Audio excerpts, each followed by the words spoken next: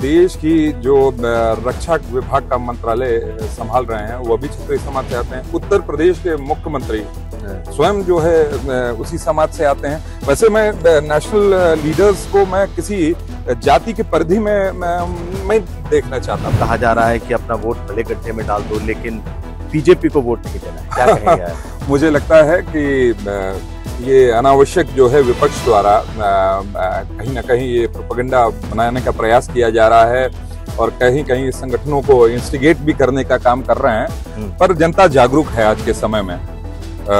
Social media के माध्यम से भी मुझे पता चला विपक्ष के लोग कुछ नकारात्मकता फैलाने का प्रयास कर रहे हैं। कोई नाराजगी नहीं है और कई राजपूत लीडर्स जो हैं क्षत्रिय समाज से जो है लीडर्स जो हैं हमारे राष्ट्रीय स्तर पर भी हैं और कई लोगों को टिकट भी मिला है। और जब तक आप 80 के 80 देखेंगे तो बहुत अच्छी सहभागिता जो है हमारे क्षत्रिय समाज का रिप्रेजेंटेशन भी आपको मिलेगा। राजनाथ सिंह पूरे देश में चुनाव प्रचार में हैं, लेकिन राजनाथ सिंह के चुनाव प्रचार की कमान कौन संभाल रहा है? राजनाथ सिंह के छोटे बेटे हैं नीरज सिंह, जो कि इस वक्त हमारे साथ हैं। नीरज सिंह पार्टी के अलग अलग संगठन के पदों पर हैं और फिलहाल लखनऊ में राजनाथ सिंह के चुनाव की पूरी कमान इन्होंने संभाल रखी है। स्वागत है नीरज जी आपका। नमस्कार जी। तो इस बार फिर राजनाथ जी यहीं से अपनी किस्मत आजमा रहे हैं। किस तरीके का चुनाव है? मुझे लगता है कि जनता ने मन बना रखा है और कार्यकर्ताओं ने भी पिछले 5 वर्षों में जो परिश्रम की पराकाष्ठा करी है, पूरा संगठन का ढांचा इस प्रकार से तैयार हो गया है कि हम जब जनता के बीच में जाएंगे तो और अपने विषयों को बताएंगे और तो मुझे लगता है कि जनता का स्वतः ही जो रुझान है वो भारतीय जनता पार्टी के प्रति है। बहुत ही ऐतिहासिक चुनाव होगा। मुझे लगता है कि मार्जिन भी आप देखेंगे ऐसा होगा जो लखनऊ ने कभी देखा नहीं होगा। आपको क्या लगता है, समाजवादी पार्टी, बसपा सभी इस बार चुनाव मैदान में अपने अपने प्रत्याशी इन्होंने उतारे हैं, क्या इस बार राजनाथ जी के लिए कोई चुनौती है या बिल्कुल चुनौती नहीं? नहीं अभिषेक जी, मैं कहूंगा कि जो काम माननीय राजनाथ सिंह जी ने इस लखनऊ की धरती पर किए हैं और एक मेट्रोपॉलिटन सिटी के रूप में इस लखनऊ की उन्होंने कल्पना करी थी। ये अटल जी की कर्मभूमि भी है तो और माननीय जी तो अटल जी के बिल्कुल अनुयायी थे मैं कहूंगा। और आज आप लखनऊ को देखें तो जैसे दिल्ली में आपको वहां पर तमाम रेलवे स्टेशन देखते हैं, तो यहाँ पर भी गोमती नगर का स्टेशन, आलम नगर का स्टेशन, फिर इसके बाद सिटी स्टेशन, पहले केवल चारबाग का स्टेशन होता था और आज दिल्ली के तर्ज पर पूरे विदेशों से भी कनेक्ट हमारा लखनऊ हो रहा है। तो टर्मिनल 1, टर्मिनल 2 के साथ टर्मिनल 3 की स्थापना, मतलब 55 लाख लोग जो हवाई यात्रा करके लखनऊ आते थे, after terminal 3 this traffic will go up to 1 crore 6 lakh. तो इतना बड़ा परिवर्तन लखनऊ में आ रहा है। और सबसे बड़ी एक परियोजना मैं जरूर बताऊंगा आपके माध्यम से, जो भी लोग हम मुझे सुन पा रहे होंगे, 105 किलोमीटर की ring road. It will be land of opportunities. इतने बड़े इन्वेस्टमेंट जो उत्तर प्रदेश में आ रहे हैं उनके लिए लैंड बैंक की आवश्यकता है, एक बेसिक इंफ्रास्ट्रक्चर को खड़ा करने की आवश्यकता है।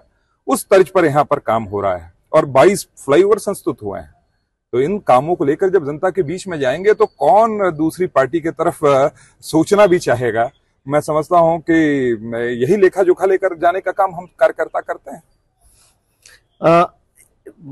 राजनाथ जी के लिए सेफ सीट मानी जा सकती है लखनऊ पूरी तरीके से, और दूसरी बात यह है कि आपने काम भी उनके गिनाए, लेकिन इस समय देखा जा रहा है कि पश्चिमी उत्तर प्रदेश में एक बड़ी सी हवा निकल पड़ी है कि बहुत नाराज हैं राजपूत, ठाकुर जो है बहुत ज्यादा नाराज हैं और लगातार पंचायतें हो रही हैं। इन पंचायतों में ये कहा जा रहा है कि अपना वोट भले गड्ढे में डाल दो लेकिन बीजेपी को वोट नहीं देना है, क्या कहेंगे?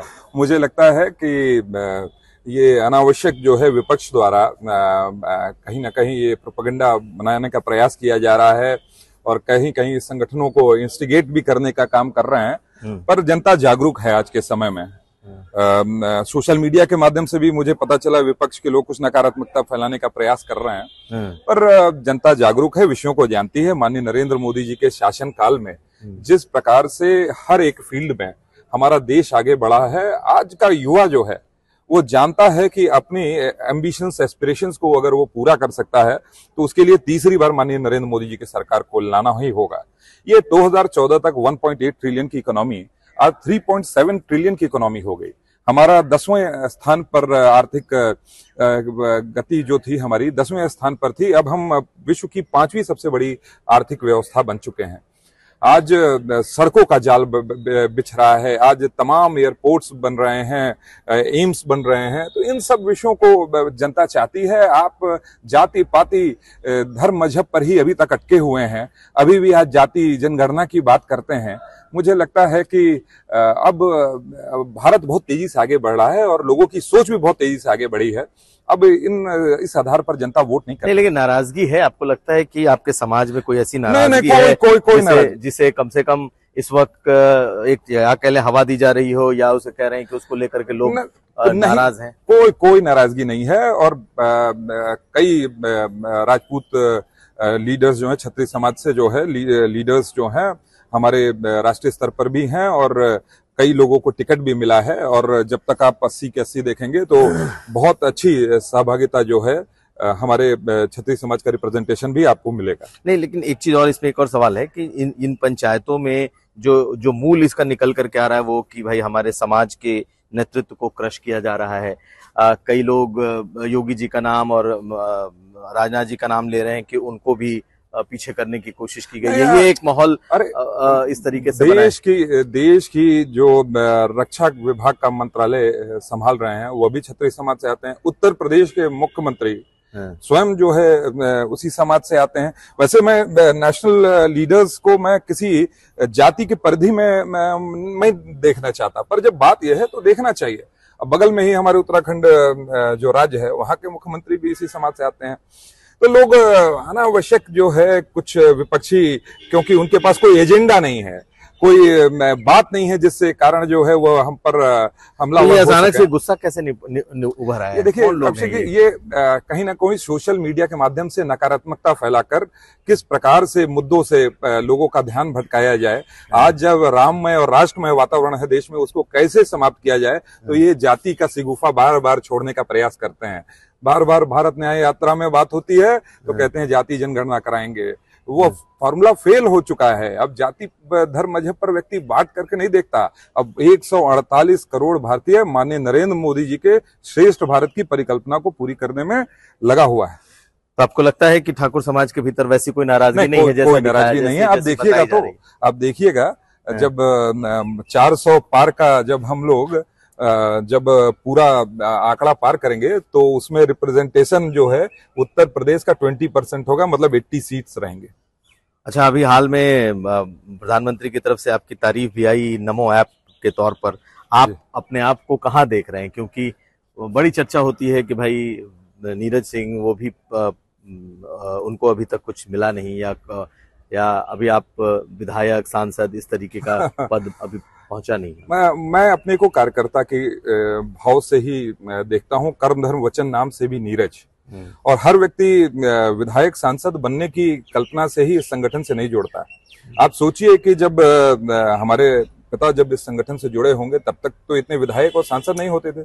यह था कि इस देश को एक ऐसी विचारधारा दी जाए जो समग्र विकास की बात करती हो, समग्रता की बात करती हो, सबको साथ में लेकर चलने की बात करती हो, हर एक वर्ग को छूती हो।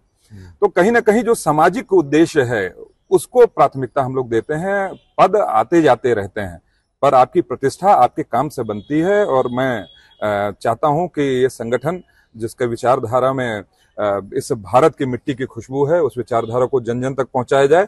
ये पार्टी कहेगी तो दरी बिछाने का भी मैं काम करूंगा, और ये पार्टी कहेगी तो कहीं बड़े से बड़े जगह भी छाती अड़ाना हो तो वहां पर भी अड़ाकर हम लोग काम करेंगे। एक और सवाल है, बीजेपी हमेशा परिवारवाद को निशाना बनाती है। विपक्ष के लोग आपका नाम ले लेते हैं कि भाई परिवारवाद की बात जब आप करते हो तो राजनाथ सिंह जी का नाम क्यों नहीं लेते, दूसरे और बड़े जो नेता हैं उनका नाम क्यों नहीं ले लेते? आप इस पर क्या आप देखिए, मैं स्वयं का ही उदाहरण दूं। इस संगठन में 15-16 वर्ष से लगातार हम लोग काम कर रहे हैं। मैं ये नहीं कह सकता हूं कि मैं बूथ का अध्यक्ष भी हूं या फिर मैंने किसी से कभी टिकट की भी मांग की हो। और यही इस पार्टी में है, जो काम करेगा, माननीय नरेंद्र मोदी जी ने भी सदन में कहा, जो काम करेगा जनता जिसको स्वीकार करेगी वो स्थान बनाएगा। पर कई लोग जो है माँ की कोख से बाहर आते ही वो किसी पार्टी के अध्यक्ष के उम्मीदवार हो जाते हैं, दावेदार हो जाते हैं, किसी क्षेत्र विशेष के उम्मीदवार हो जाते हैं। ऐसे लोगों को निश्चित रूप से मैं कहता हूं कि परिवारवाद यह होता है जब व्यक्ति संघर्ष समर्पण की भावना नहीं, केवल प्राप्त करने की भावना से आता है, वो परिवारवाद की परिधि में आता है। इसको हमारे प्रधानमंत्री ने भी सदन में स्पष्ट किया। चलिए, आखिर में राजनाथ जी ने भी एक सवाल के जवाब में ये कहा कि मैंने आज तक कभी किसी से एक शब्द नहीं कहा। नहीं, कभी नहीं कहा, कभी नहीं कहा। और क्योंकि मैं भी उसी घर से हूं और मैं जानता हूं कि मैं आपको पूरी जिम्मेदारी से बात कर रहा हूं, परमपिता परमेश्वर की सौगंध खा के कह रहा हूं कि कभी हम लोगों के संदर्भ में किसी से चर्चा नहीं करी।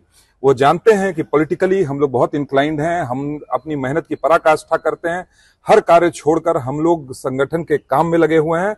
पर कभी उन्होंने कहा कि संगठन अगर काम कर रहे हो तो सदन तुम्हारी प्रतिभा को पहचानते, तुम्हारे काम को देते उचित स्थान देगा। यह मानकर मत चलना कि तुम मेरे बेटे हो इसलिए तुम्हें संगठन कहीं स्वीकार कर ले। और यही है, हम लोग संघर्ष कर रहे हैं, आप देख रहे हैं खुद ही।